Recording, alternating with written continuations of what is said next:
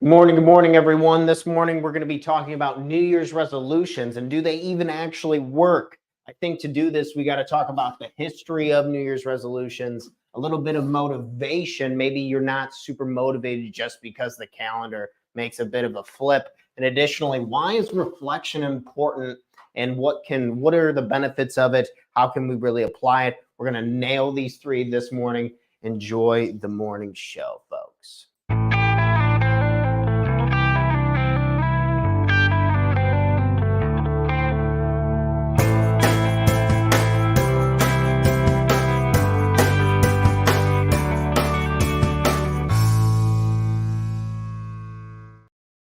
Good morning, and welcome back to another episode of the Talk Terror Morning Show, where we go over tips, tricks, ideas, and exercises to help make you the absolute best person you can be, not only for yourself, but for the people you love and care about most. Well, it's New Year resolution time, and this can mean many things. This can either be uplifting and people make changes, just start paying money for a gym membership. Shout out to one of my best friends, him, and he always talks about how they rock it this time of year. With gym memberships and making a lot of money. So good for him and keep rocking and rolling up there. But really, the point is, do these work? And maybe if we learn a bit about them, maybe it can help us inspire change in ourselves, right? I think making positive changes and feeling better internally is the goal. I think over the years, that's really been my goal, is to just feel better on the inside, and then everything on the outside tends to work out and be pretty good and okay. But I think to do this, maybe a little bit of history. I enjoy history. I get a lot out of it. So this is actually shout out to ChatGPT. This is just a rough, brief history on New Year's resolutions. So let's dive into this. I'll read this for you guys real quick. So I'm going to go ahead and kick myself off the screen. Maybe you guys can see it if I can zoom in a little bit. The tradition of making New Year's resolutions has a long and varied history, dating back thousands of years. The practice can be traced to ancient Babylonians who celebrated the new year during the festival of Akitu, which typically lasted 11 days around the vernal equinox, late March to early April. As part of this celebration, the Babylonians made promise to their gods to repay debts and return borrowed items, aiming to start the new year on a positive note. Similarly, ancient Romans made resolutions as part of their New Year celebrations, which originally occurred in March. They made promises to god Janus, the deity of beginnings and transitions, and exchanged gifts as a symbol of goodwill. The calendar was later adjusted, moving the new year to January 1st to align with the solar calendar. This change was instituted by Julius Caesar in 46 BCE with the adoption of the Julian calendar. In medieval Christianity, the new year was often associated with the feast of the circumcision, January 1st, and people would make resolutions to improve themselves and follow a more virtuous path. This practice continued through the centuries, and in the 17th and 18th centuries, watch night services were held on New Year's Eve, where people reflected on the past year and made resolutions for the coming one. The tradition of making New Year's resolutions become more widespread in the 19th and 20th centuries, with people making commitments to improve their lives, health, or habits. Today, making resolutions at the start of a new year is a common cultural practice in many parts of the world. Even though the success rate of keeping these resolutions may vary, people often set goals related to personal development, health, relationships, and other aspects of their lives as a way to embrace the fresh start at a New Year's symbolizes. Okay. All right. So that was a bit of history on it. So really a rough, it's been going on for thousands of years. And I think the practices, the pitfalls, the opportunities are still here. And it's still a isolated journey. Just because we've been doing this for thousands of years doesn't mean you lose weight. Doesn't mean my business grows. Doesn't mean this happens or that happens, right? It's still on us. So I think that's why the next part on here is why I want to go over to the board this morning and go to motivation. So say if you're not feeling amazing amounts of energy, you're like, damn, that's cool. History's cool, whatever. Maybe a little bit of motivation can be helpful to you. And I like to start with these three things, because if we do not do these three things, then motivation's a total hogwash, and it It doesn't matter. The New Year's resolutions don't matter. So always starting with you. So that was a bit of history on New Year's resolutions. Now let's get into improve motivation questions. So we're going to talk about motivation here. So let's get into motivation. The first one, if you want your energy up and you want to be feeling good, I would ask you this question. Are you eating well? The holiday season gets us all. And don't you liars lie to me, because I know what's going on during these holiday seasons. So are you eating well? Are you eating well? Okay. So I was reading in this book the other day, and they're like, what do you put in your mouth? What do you consume? Do you drink alcohol? Do you smoke pot? Yes, this would be something we ingest. Are you eating well? Are you eating cookies before bed? I'm really trying to not eat past 7 p.m. So just to generate a little bit of ideas right here. So 7 p.m. eating. I'm trying not to eat any sugar without fiber. So next time you go to eat some sugar, think, is there some fiber in this? Think of fiber as the car that's driving the sugar down to the right spot. Or else if you don't have the fiber, the car crashes or the sugar crashes and makes us feel like crap, and it really jacks up our energy. So our first question, if you are not super motivated about the new year, I always want to start back with the foundational question, are you eating well? And getting this back on track, the things that we consume can have a major impact on us taking action on the things to grow our business, to make the money we want, to find the girl of our dreams, to do the things that we really want to do. Okay, next up. Are you exercising regularly? Are you moving around? So exercise, of course, comes on here. A lot of New Year's resolutions. I think the most common one is to lose weight. If I'm not mistaken, I believe that the most common resolution, you can correct me if I'm wrong, the most common resolution is to lose weight, to get into some type of physical shape. So maybe you're thinking to yourself, if I'm struggling with everything else in my life, am I moving? Because when you don't have vitality, when you don't have health, you don't have shit. So if you can't move and you can't groove with the day-to-day lives, how are you supposed to sell anything? How are you supposed to stay consistent? What is this even for? If you work and work and work and you're not taking care of your body, where are you going to live? Gosh, where's that quote from? I can't remember. Another book I was reading, either way, and maybe it'll come back to me. But either way, this girl was talking about, she was like, if you don't take care of your body, where are you going to live? And I thought, oh shit.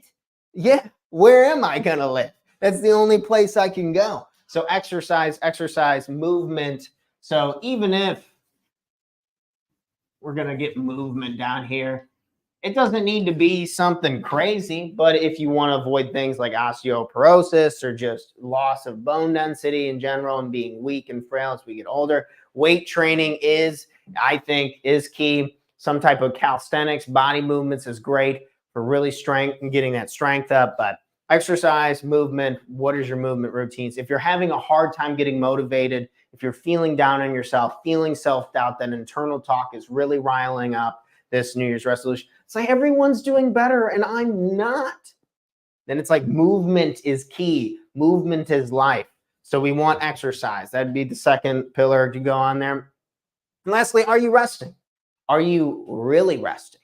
I would argue that like sitting on your smartphone isn't really resting. Let me make this screen a little bigger so you guys can see me, what I got going on here on the board. So the third one is rest. Are you actually resting? There's so many split Christmases now. I got to go to my brothers. I got to go to my aunts. I got to go to my girlfriend's brothers, sisters, cousins, nieces, uncles, whatever. There's 30 Christmases we got to go to. Maybe you travel across the country or whatever the hell you do.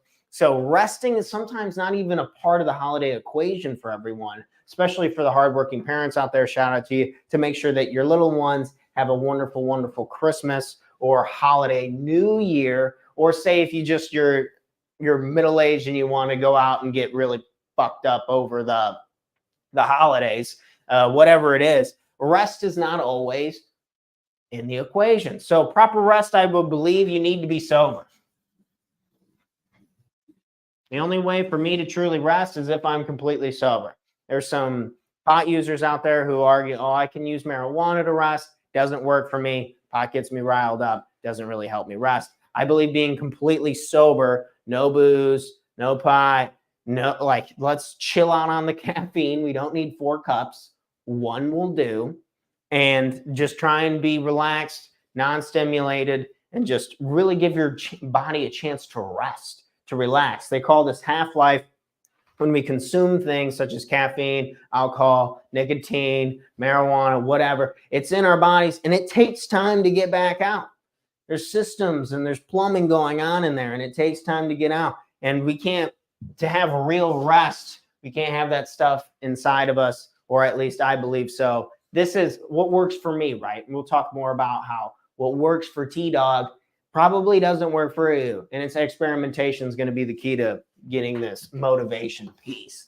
So this is the last one, the third. So say if you're just not feeling, this is what I like to come back to. These are like really foundational stuff, easy. What are you eating? What are you putting in your mouth? What are you eating? So for me, just 7 p.m. eating. I don't want to eat past 7 p.m. I like to go to bed at 9, and my body needs 2 hours of, like, your digestion really relies off of gravity. So I really don't want to be laying on my back and having like acid just rolling up my throat. There's a whole bunch of health issues that can come from. Either way, not a doctor. 7 p.m. eating, avoiding that. Are you eating well? Second is movement. Maybe you have some peaceful movement routine.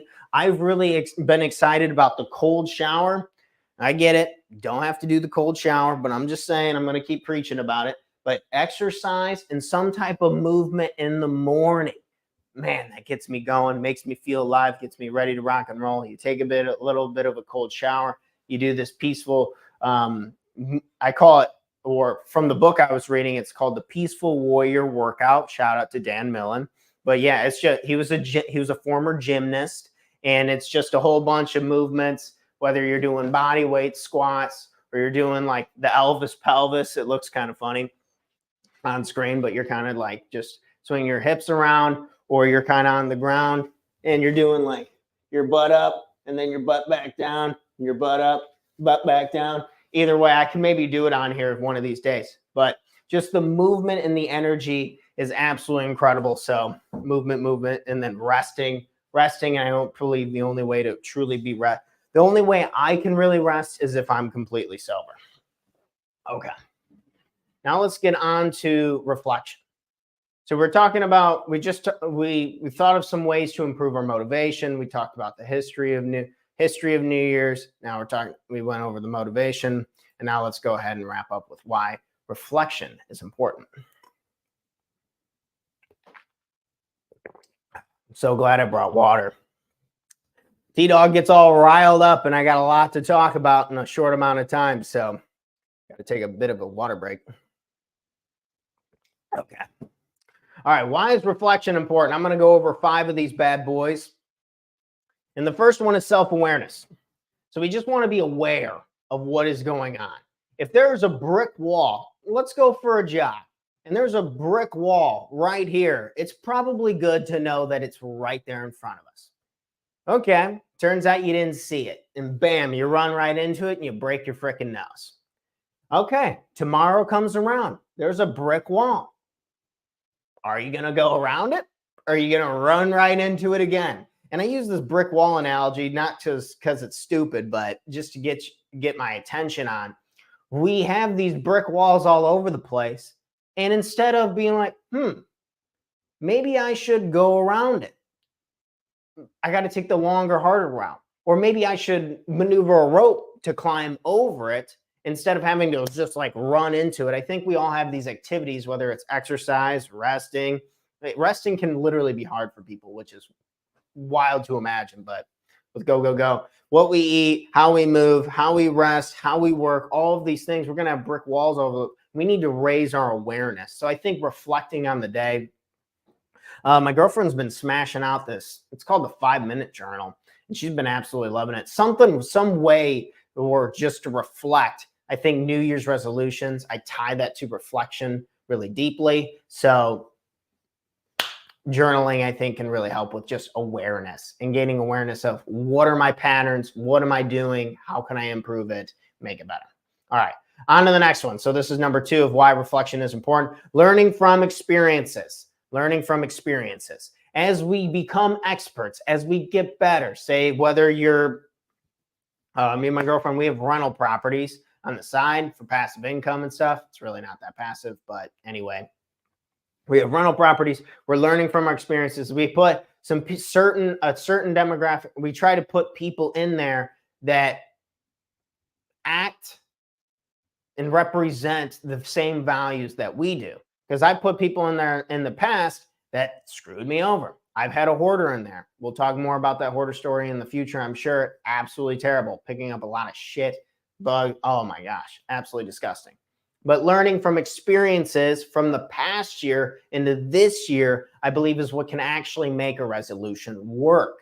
So if we had bad habits and we had tendencies to hang out with the wrong people who no longer served us, if we had the tendency to drink alcohol when that no longer serves us, maybe we can learn from our experiences and really ask that question of, what do you want?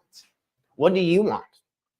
And I think comparing your old experiences to the new experiences that you desire is a great way to reflect and to improve your habits, your structure. How do you even structure your day? What do you want to get done? I think these are just great for reflection. Learning from your experiences, number 2.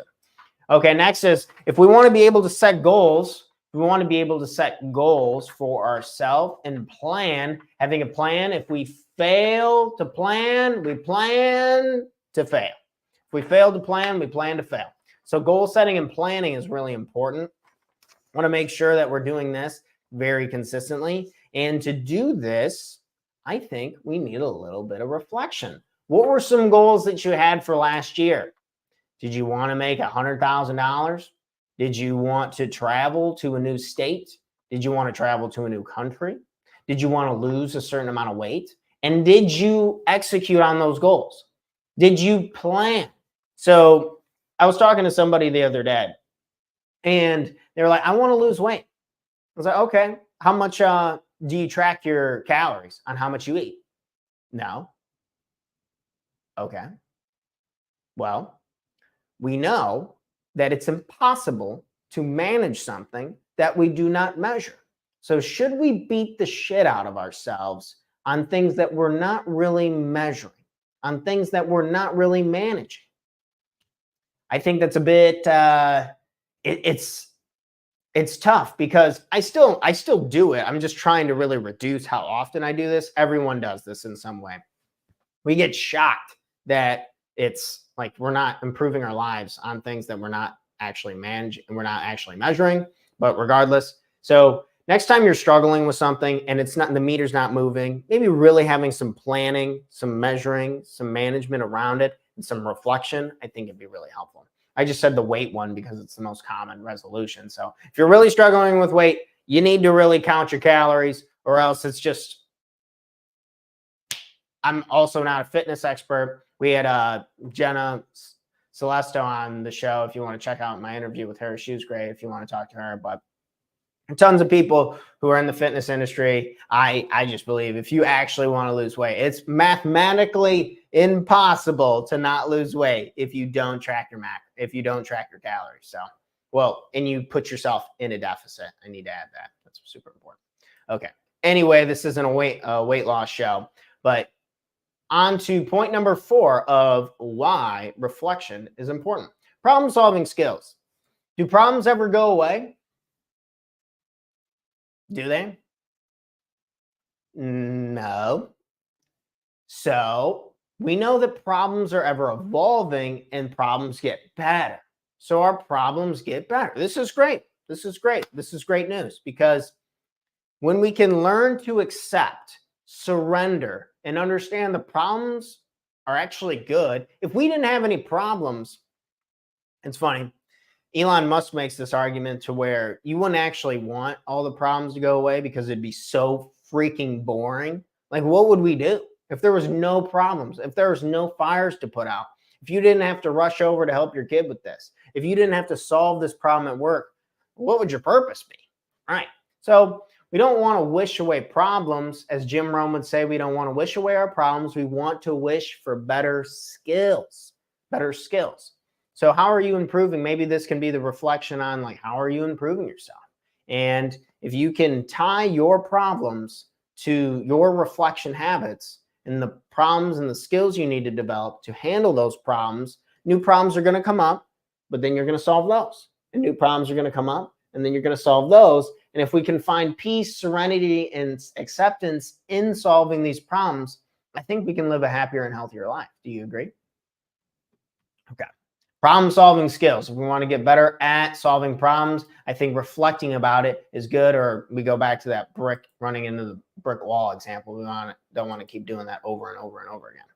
Next up is, I think reflection is great for improved emotional intelligence. This is one of the things. I was not born with a very high IQ. I wasn't very good at standardized tests. I refused to read. I disliked art and music. Not cool, right? Pretty lame kid. I did like sports. I had lots of good friends. It's all fine. I don't want to paint some negative picture. But improved emotional intelligence is something that I've really valued and I've been working on. And I think there's a direct, he wrote the book, Psychology of Money. Shout out to the author of that book. But I was watching a podcast with that guy on it, and he was talking about how there's a much stronger link to higher success, whatever success means. In this context, it probably means money, right? Money. And there's a higher link with people owning bigger businesses, more successful companies, and having stronger relationships, health, wealth, and relationships, the things that I want, with emotional intelligence. You're able to read the room. How are someone's emotions going?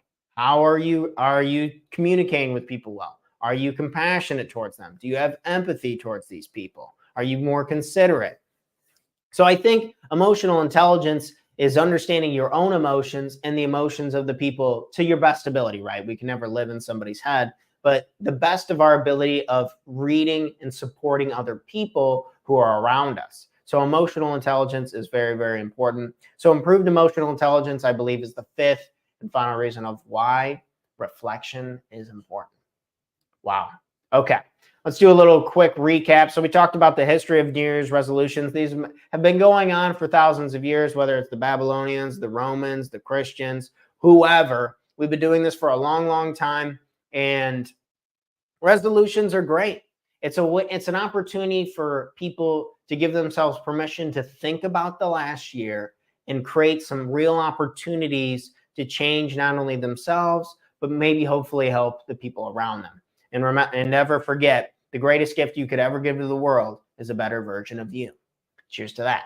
Next up is, if you're having a hard time with motivation, you're just not motivated, your energy is just total dog water, you're all tired, yada, yada.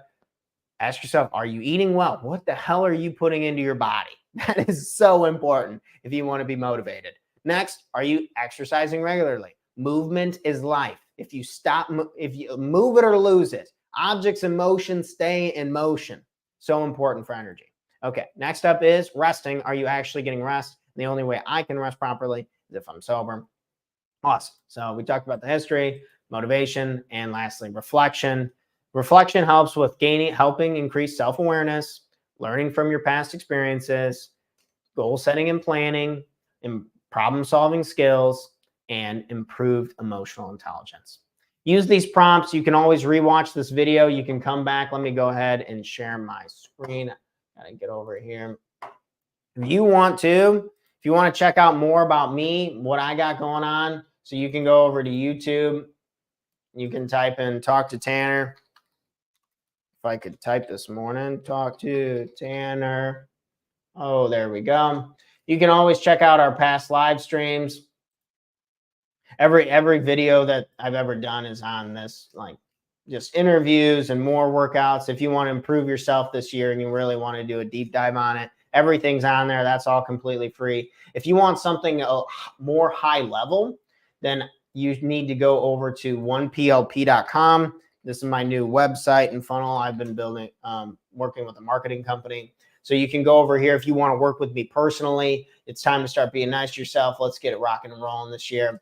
So if you're failing to set boundaries with yourself, you're constantly feeling exhausted and burnt out, or you're drowning in self-doubt and criticism, I have the perfect remedy for you. It's called the one-page life plan, all about stress reduction and goal clarity. You're going to get accountability working with me one-on-one. And additionally, we have the materials, we have the support to really make your dreams a reality. So if you want to go over here and check it out, maybe you want some testimonials of like why you should even trust me, things that we have got going on. But there's some testimonials for you. But either way, this is the new site. If you want to go check it out at oneplp.com and sign up for the one-page life plan. It's less than $300, folks. I'm not trying to here to rob anybody. I'm trying to help take people to the absolute best version of themselves this year. So, and start paying attention to the stuff that actually matters and not this chitter chatter and craziness we all got going on inside our heads. But all right, friends, that's all I have for today. You guys have an incredible day. We answered the question of, do New Year's resolutions work? That's all I got. And I'll see you bright and early tomorrow morning. And I'm going to talk about some podcast episodes and some interviews that I got coming on later this week. We have some really cool guests. So if you know anyone who wants to do that, let me know. Peace. All right, rock and roll. You guys have an incredible day. Have a good January 2nd. I love you all. Cheers, friends. I'm out.